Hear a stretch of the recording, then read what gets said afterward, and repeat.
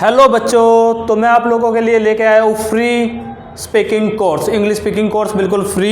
उसमें मैं आप लोगों को कुछ इस तरीके से इंग्लिश सिखाऊंगा कि आप जीरो से बिल्कुल हीरो बन जाओगे। जिसके पास इंग्लिश का ई भी नहीं जानता होगा उसको इंग्लिश बोलनी आ जाएगी।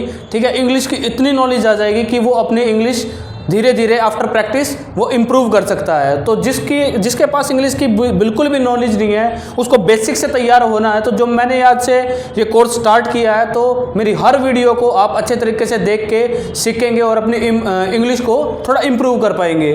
तो सबसे पहले हम स्टार्ट करते हैं। देखो, इंग्लिश बोलना सभी चाहते हैं लेकिन ये नहीं पता कि इंग्लिश बोलनी कैसे है। इंग्लिश बेटा भाव से आती है, हमारे एक्सप्रेशन से आती है, और जिसके पास एक्सप्रेशन है ही नहीं तो वो इंग्लिश नहीं बोल पाता। अब रट्टाफिकेशन से कभी इंग्लिश बोली नहीं जाती। रट्टाफिकेशन से तो बस चीज़ें याद की जाती है, और वही बात है, अगर हम कोई रट्टाफिकेशन से इंग्लिश बोल रहे हैं, ग्रामेटिकल रूल फॉलो नहीं कर पाओगे तो मतलब बहुत सारी इतनी अड़चने आएगी, बोल ही नहीं पाओगे। हेजिटेशन, जो फ्लुएंसी नाम की जो चीज़ होती है वो बन नहीं पाएगी, जिससे लगेगा कि हाँ भाई जो टूटी फूटी इंग्लिश है काम ही नहीं आएगी।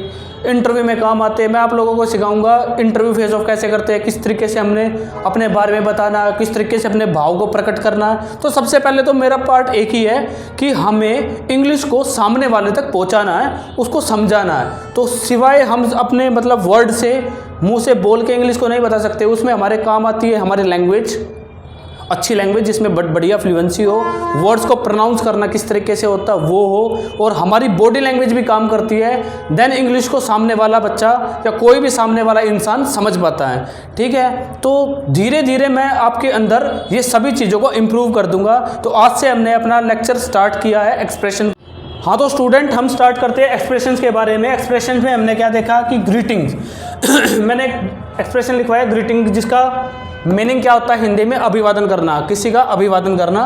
तो जैसे बच्चे होते हैं, कोई भी उठते हैं सुबह तो हम अपने बड़ों से क्या करते हैं, गुड मॉर्निंग विश करते हैं। ठीक है, स्कूल में जाते हैं तो गुड मॉर्निंग विश करते हैं। सुबह का टाइम गुड मॉर्निंग का होता है, सभी को पता है। आफ्टरनून का टाइम गुड आफ्टरनून का होता है, फिर गुड इवनिंग का, गुड नाइट का। तो बहुत सारी चीज़ें ये यूज़ कैसे करनी है दिनचर्या के अंदर, हमारी जो दिनचर्या है, डेली जो रूटीन है, उसमें हम अपने एक्सप्रेशन को किस तरीके से ढाल लें। मतलब हमारे एक्सप्रेशन निकलने, हमारी सोच इंग्लिश में हो जाए। जब सोच इंग्लिश में हो जाएगी तो इंग्लिश अपने आप निकलेगी। तो हम एक ग्रीटिंग से स्टार्ट कर रहे हैं। तो जैसे ही हम सुबह किसी से मिलते हैं, किसी भी एल्डर से या किसी अपने टीचर से, बॉस से, किसी से भी, तो उससे क्या करते हैं, गुड मॉर्निंग विश करते हैं। ठीक है, देन आफ्टरनून होता है तो हम गुड आफ्टरनून करते हैं, फिर करते हैं गुड इवनिंग शाम के वक्त। ठीक है, या हमारा कोई फ्रेंड है, ठीक है, कैजुअल फ्रेंड है, तो उससे हम क्या करेंगे, हेलो हाई करते हैं। ठीक है ना, मैसेज में भी हम आजकल व्हाट्सएप, फेसबुक वगैरह पे भी हम हेलो हाई करते हैं। ये कैजुअली थिंग्स हैं।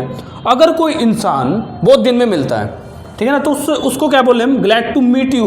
मतलब क्या मतलब हुआ इसका, मतलब मिलकर बहुत प्रशंसा हुई तुमसे, है ना।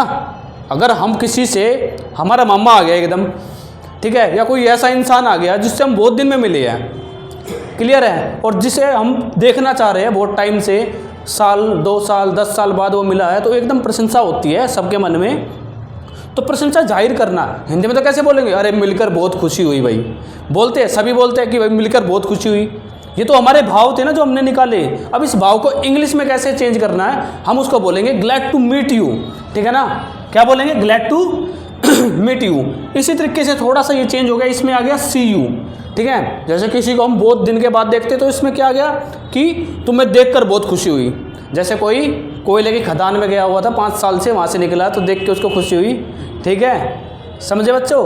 तो कुछ भी मान लो, कैसे भी मान लो, अपने भाव का प्रकट करना एक इंग्लिश वे में। ठीक है ना, एक प्रॉपर तरीके से सीख लो, मन के अंदर ढाल लो इनको बिल्कुल अच्छे तरीके से।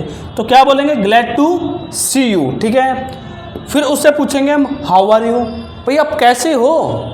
ये तो पूछ लिया हमने उससे कि देख लिया, उसको मिल लिए कि बहुत प्रशंसा भी हो गई। अब उससे पूछना कि तुम हो कैसे, तो क्या पूछेंगे, हाउ आर यू।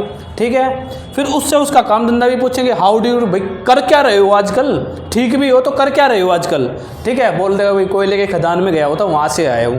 तो कोई भी कुछ भी बोल सकता है। ठीक है, तो इन वर्ड को यूज़ कैसे करना, मेनली तो ये सीखो बस। ठीक, फिर काम धंधा पूछने के बाद और कैजुअल बातें होने के बाद आएगी उसको अलविदा कहने की चीज़ें। तो कैसे करोगे, कोई फ्रेंड है तो कर देंगे बाय बाय भाई। ठीक है ना, कैजुअल फ्रेंड है तो बाय कर देंगे। ठीक, या बोलेंगे हैव ए नाइस डे। क्या बोलेंगे, बाय बाय। उसके बाद क्या बोलेंगे, हैव ए नाइस डे, आपका दिन शुभ हो। ठीक है, तो ये तो नहीं बोलोगे कि भाई मिल लिए मिला लिए, तू ठीक है कोई बात नहीं, अब तेरा बुरे दिन स्टार्ट हो गए, ऐसे तो नहीं बोलेंगे ना हम किसी को। ये तो हमारे शिष्टाचार के खिलाफ हो गए। अगला हम जो करेंगे ना एक्सप्रेशन वो होगा शिष्टाचार। शिष्टाचार आगे मैनरिज्म भी सिखाऊंगा। तो सबसे पहले हम क्या बोलेंगे फिर उसको बाय बाय करके, हैव ए नाइस डे। ठीक है, हैव ए नाइस डे बोल के उसको क्या बोलेंगे, सी यू अगेन।